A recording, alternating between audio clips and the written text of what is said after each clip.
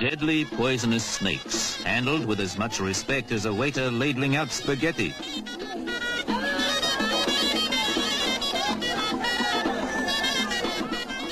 The way of life in the Square of the Dead, Gemma El Fna in Marrakesh, Morocco, the city Sir Winston Churchill loved to paint.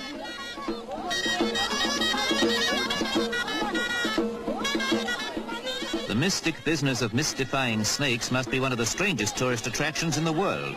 But there's no tongue-in-cheek about this ritual in a land where ritual and ceremony are part of everyone's living. Certainly the royal guard outside the king's palace in the capital city, Rabat. Ceremony, though always decorative, moves with the times, as does King Hassan himself, Morocco's constitutional monarch.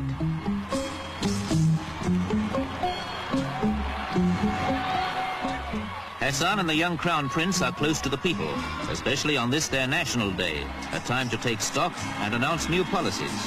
The weighty business of making a nation's living is a heavy burden for a modern monarch. Others make their way along more traditional paths. Taking a nation from the Middle Ages into the 20th century is a question of knowing what best to preserve. The filigree carving of the great city gates is a style that survives unaided, as do the medieval bastions.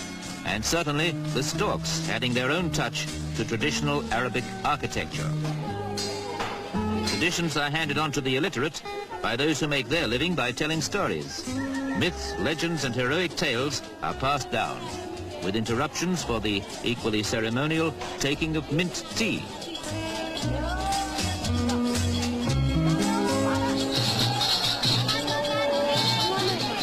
Gemma El Fna is a fairgrounds cum music hall where the preservationists are more energetic.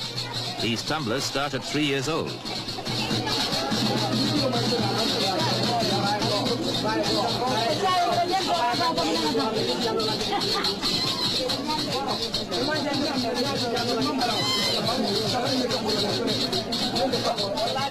They call Marrakesh the Pearl of the South, Morocco's gateway to the mountains and to the Sahara.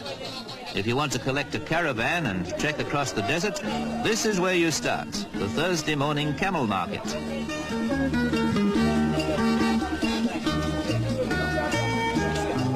Bargaining can be hard. A good working camel's worth more than a Cadillac to caravan traders and to farmers who use them for ploughing the rich agricultural land northeast of here.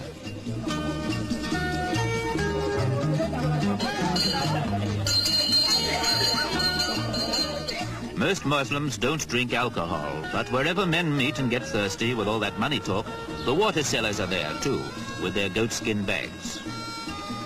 Hard bargaining for camel connoisseurs is a backcloth for those making another kind of living. And of course it's a must on every tourist's itinerary.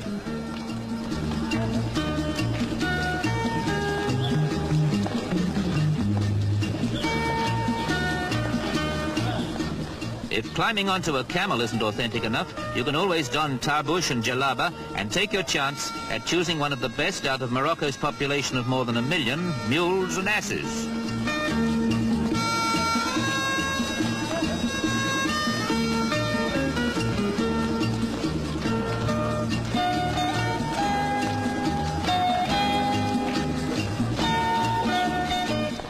For those who can't afford a camel, a burro is the only means of transport, the all-purpose beast of burden that brings produce from the country to the bazaars of Marrakesh, Fez and the other imperial cities. It may bring hardwood for the butt of a hand-carved antique rifle. Antique even though it's made right here on the spot. The craftsmanship, learned early, is as old as firearms. The inlaid brass has come from some other old gun, and there's nothing new about the sales technique, or the satisfaction of carrying home the genuine Moroccan tribesman's rifle.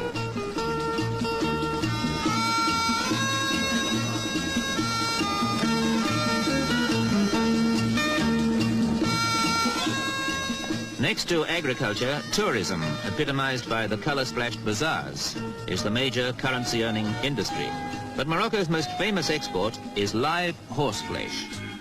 Here, in what could almost be an English country setting, they breed that most cultivated and influential of animals, the Arab.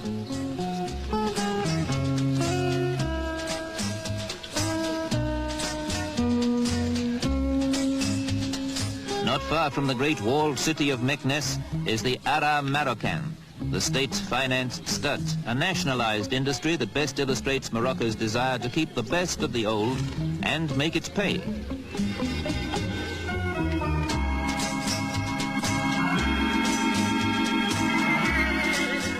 Keeping the past profitably alive is something worth cultivating.